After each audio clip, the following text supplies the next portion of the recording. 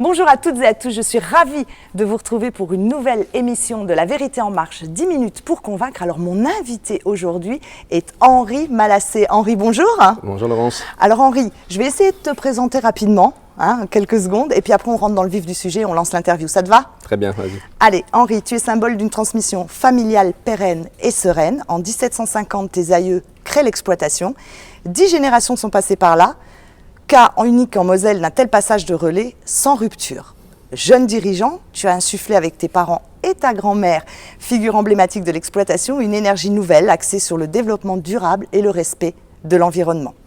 À la Max, où sont notamment implantés tes serres, tu mêles harmonieusement la qualité des produits et la maîtrise des coûts. Debout tous les jours à 4 heures, tu assures le matin les livraisons et l'après-midi, tu mènes de front la gestion de ton entreprise et ton engagement, on y reviendra, au sein de l'équipe municipale de François Grosdidier, en charge des jardins familiaux et des animations de fin d'année. À minuit, extinction des feux, et ce, 365 jours par an. Alors Henri, pas de surprise, je demande à chacun de mes invités de choisir le lieu où a lieu l'interview. Tu as choisi les serres. Est-ce que tu peux nous expliquer brièvement? Ça paraît, ça tombe sous le sens, mais tu peux nous expliquer quand même pourquoi ce lieu? Pourquoi c'est ça? Parce qu'aujourd'hui, c'est quand même l'outil principal pour pouvoir produire notre production, aussi bien les concombres dans la serre où on se trouve, que les fraises, que les tomates, voilà. Et ça reste quand même aujourd'hui l'outil où mon grand-père a été le pionnier ici en Moselle. Donc pour moi, c'est vraiment quelque chose qui est important. Et ça reste quand même aujourd'hui l'outil pour pouvoir travailler demain. Oui, puis ça a du sens pour toi. Tu aimes ce qui fait sens, on va y revenir sur la famille. Comment, à l'ère de l'intelligence artificielle, un entrepreneur de ta trempe mise encore sur les fruits de la culture traditionnelle? Aujourd'hui, l'intelligence artificielle aide beaucoup le monde agricole. On peut parler aujourd'hui de la gestion climatique, la gestion de l'eau, des ravageurs, de la biologique intégrée. On peut parler de beaucoup de domaines avec l'intelligence artificielle. Ça, c'est une première chose, mais on ne pourra jamais enlever l'humain pour la culture aujourd'hui du concombre ou de la fraise. Ça, l'intelligence artificielle n'arrivera jamais à la modifier. Elle pourra nous aider, ça c'est une chose, mais par contre... pas se substituer, on aura toujours besoin de l'humain. Voilà, donc on sera toujours obligé de planter normalement un concombre ou une tomate. On ne pourra jamais demander à ChatGPT de nous planter un concombre ou une tomate. Il nous expliquera, mais il ne pourra jamais le planter à notre place. Et c'est pas plus mal peut-être. Alors on te sait très attaché à ta famille. Tu t'appuies encore sur la disponibilité de tes parents et plus extraordinaire encore, moi j'aime beaucoup, sur l'omniprésence de ta grand-mère. C'est un gage d'équilibre pour toi, la famille? Oui, c'est un gage totalement d'équilibre parce qu'aujourd'hui, à 35 ans, on est un peu foufou, on part dans tous les sens. Et aujourd'hui, mes parents sont là un peu pour me contrôler, pour me dire attends, calme-toi, de ne pas aller trop vite non plus.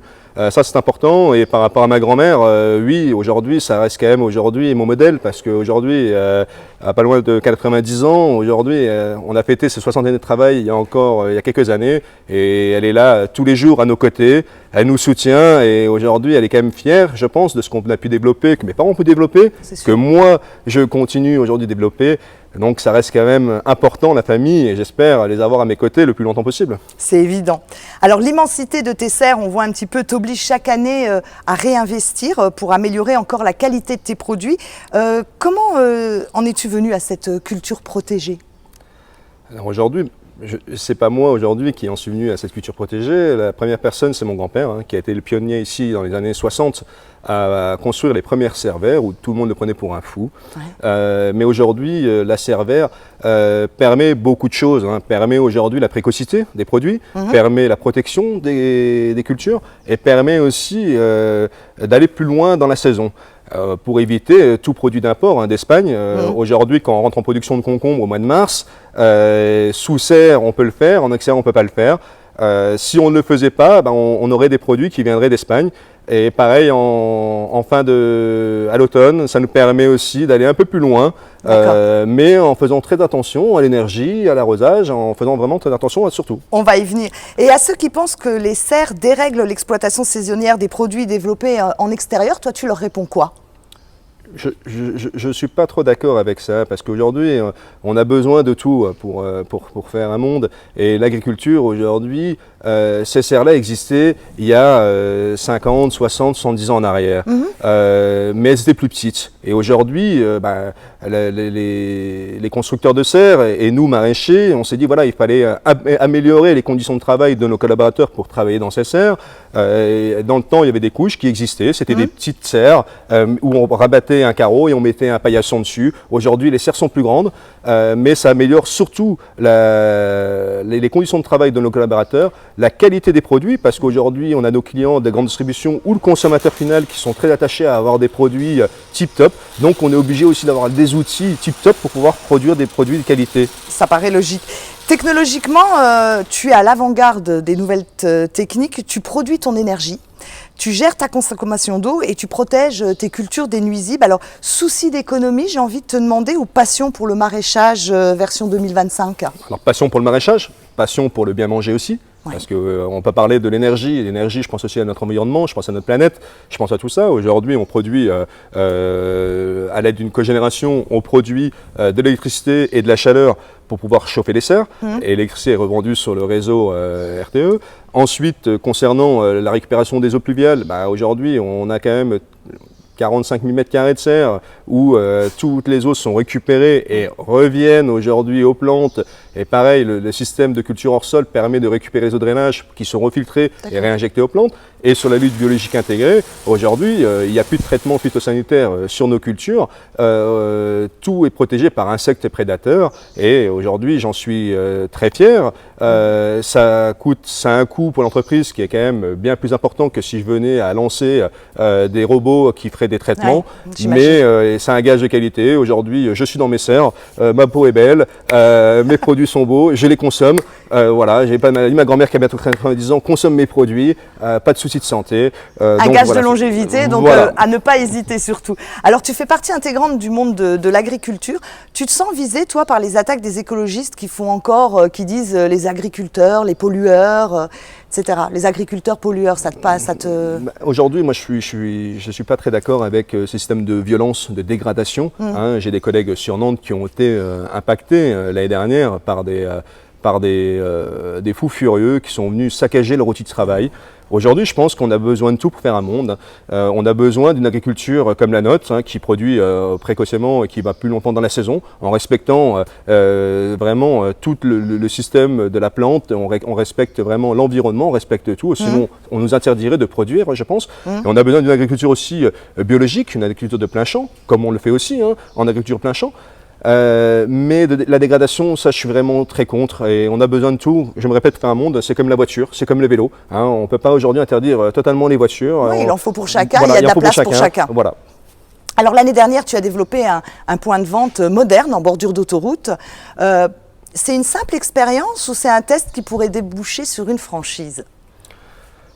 Aujourd'hui, c'est surtout un rebond en fait. Aujourd'hui, on avait déjà un magasin qui avait plus de 15 ans sur l'exploitation, où on se situe, qui était très loin de l'autoroute, très loin de la population.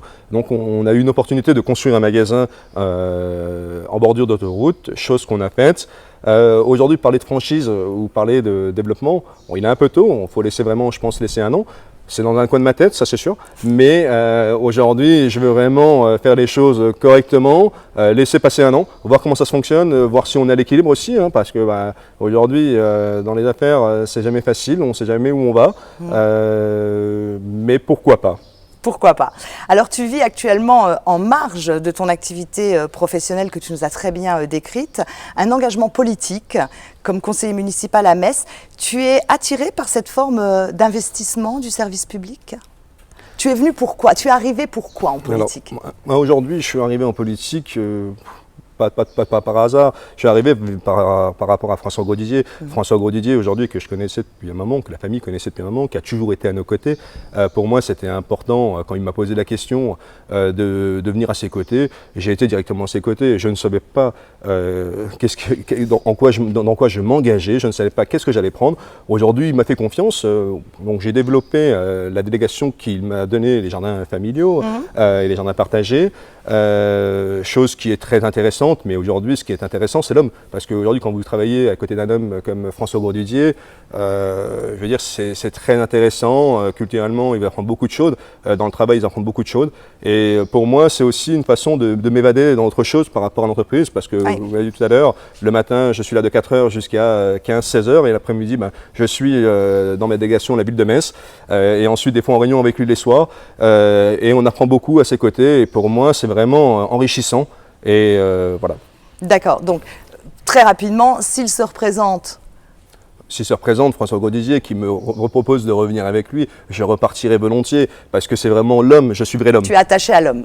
Alors tu vis actuellement, alors ça je t'ai demandé, nous arrivons au jeu de regard croisé. Tu vois, j'ai switché parce que je suis tellement concentrée sur ce que tu me dis. Là c'est tout simple, c'est comme un jeu de ping-pong, 2 propositions pour un choix unique. Tu as le droit à un seul joker, alors 2 mots ou 2 noms, tu choisis très vite. On y va, t'es prêt? C'est parti. Allez, courgette ou concombre? Concombre. Fraise ou framboise? Fraise. Endive ou batavia? Batavia. Bière ou whisky? Bière. Chien ou chat? Chien. La ville à la campagne ou la campagne en ville? La campagne à la ville. Sapin de Noël ou œuf de Pâques? Sapin de Noël. Rock'n'roll ou musique classique? Rock'n'roll. Karine Le Marchand ou Claire Chazal? Karine Le Marchand. Cogénération ou énergie mécanique? Cogénération. Chasse ou pêche? Chasse. Méditerranée ou océan Indien? Océan Indien. Afrique ou Asie? Asie. Grenat ou dragon? Grenat. Alors super, t'as même pas utilisé ton joker, c'était parfait. Henri, il va falloir conclure ce moment, ce bon moment où je me suis sentie vraiment privilégiée d'être à tes côtés, je dois le dire, par le choix d'un mot qui te corresponde, qui recouvre un peu ta vie familiale, ton engagement professionnel.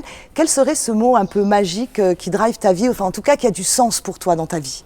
Le travail. Voilà, on m'a toujours appris, la seule chose qu'on m'a appris dans la vie, c'est le travail. On m'a rien appris d'autre. Et je pense qu'on réussit par le travail. Et c'est pour ça que pour moi, le travail est dans ma tête tous les jours. On est obligé de travailler pour réussir.